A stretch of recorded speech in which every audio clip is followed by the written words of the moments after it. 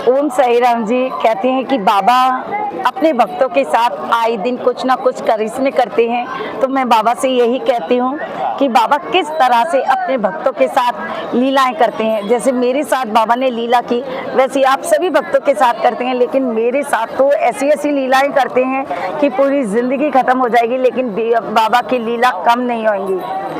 तो तभी तो कहते हैं करता है करिश्मे ऐसे, जादूगरी हो कोई जैसे, पानी से दीप जलाए, शिरडी वालों को भाए, सब भक्त बने बाबा के, उस शिरडी के दाता के।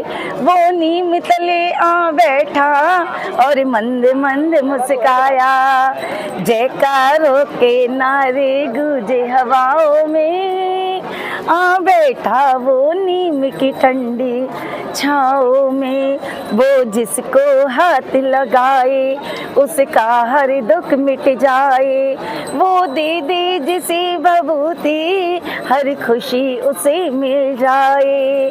कांटे चुनकर फूल बिछाए राहों में, आ बैठा वो नीम की ठंडी छाओ में। तो बाबा ऐसे बहुत करिश्मे करते हैं, बहुत लीलाएं करते हैं। ओम साई राम, जय साई राम। साईं गीता चैनल के माध्यम से आप बाबा की लीलाएं सुनते हैं, बाबा के अनुभव सुनते हैं कि बाबा किस तरह से अपने भक्तों के साथ लीलाएं करते हैं। मेरे साथ बाबा ने इतनी लीला की है कि मेरी जिंदगी खत्म हो जाएगी, लेकिन बाबा की लीला कम नहीं होगी।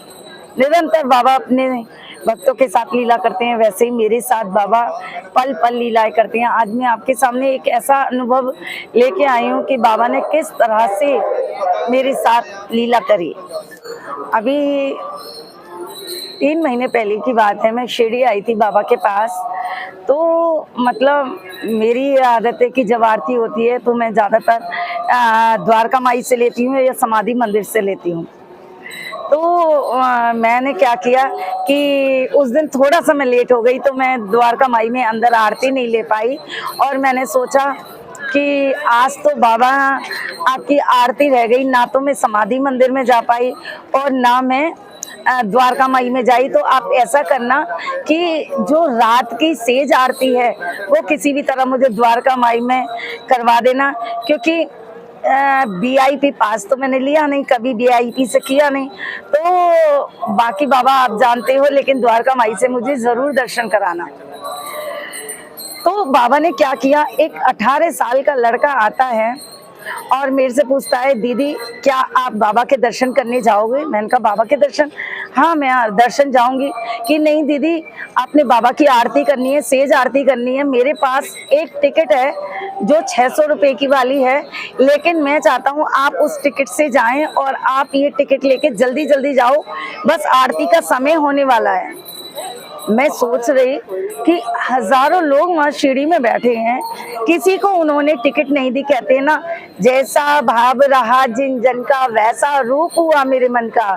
तो बाबा मेरे भाव थे कि किसी भी तरह मैं बाबा के दर्शन करूं, लेकिन मुझे नहीं पता बाबा स्वयं वो टिकट लेके आ जाएंगे और मुझे समाधि मंदिर में आरती के लिए भेजेंगे। और जब मैं अंदर गई, फटाफट भागी, मेरे हाथ में फोन थे कि मैं फोन किसको दूं।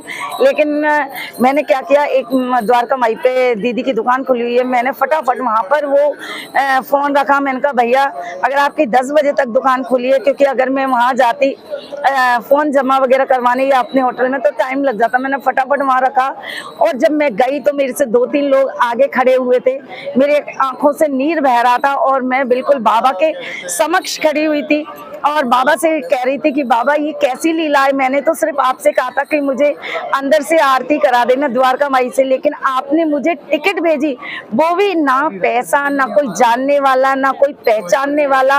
अचानक एक बच्चा आया और मेरे को टिकट देके मुझे चला गया। तो 2 लोग और मुझसे आगे थे, तो मेरे से कहते हैं क्या दीदी हमारा परिवार पीछे खड़ा है, आप आगे हो जाएंगे। मेरा रो रो के बुरा हाल, और मैं बाबा से यही कह रही थी कि बाबा मैंने आपसे आपके दर्शन मांगे और आपने मुझे अपने समाधि मंदिर में हाथ पकड़ कर बुला लिया। और मैं यही कह रही क्या बाबा मैं VIP नहीं हूँ, लेकिन मैं कभी टिकट से मैं कभी नहीं गई, लेकिन बाबा ने मुझे VIP दर्शन कराए और किस तरह से मुझे टिकट भेजी, ये बाबा ही जानते हैं। कहते हैं जैसा भाव रहा जिन जन का वैसा रूप हुआ मेरे मन का। जैसे हमारे भाव होते हैं बाबा वैसे ही बना देते हैं। मेरे भाव थे कि मैं अंदर जाके आरती करूं, लेकिन मैं टिकट नहीं थी मेरे पास और इतनी जल्दी हम ले भी नहीं सकते थे। तो बाबा अपने भक्तों के ऊपर ऐसी कृपा करते हैं, ऐसी लीलाएं करते हैं। तो अगर आप लोगों के पास भी बाबा की लीलाएं हैं, बाबा के अनुभव है, तो प्लीज शेयर कीजिएगा। ओम साई राम, जय साई राम।